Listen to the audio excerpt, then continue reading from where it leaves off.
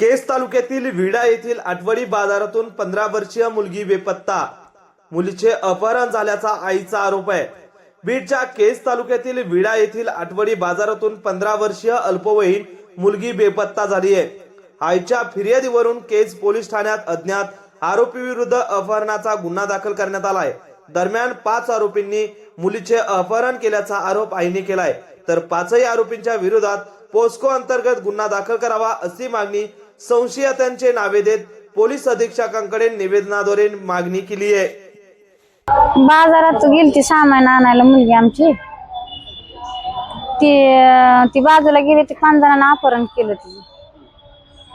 मग तिथं गेलो पोलीस स्टेशनला। आता 11-12 दिवस झालं तरी काय तपास लागला।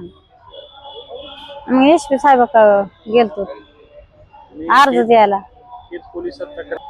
आमची मागणी आहे की 5 जणाला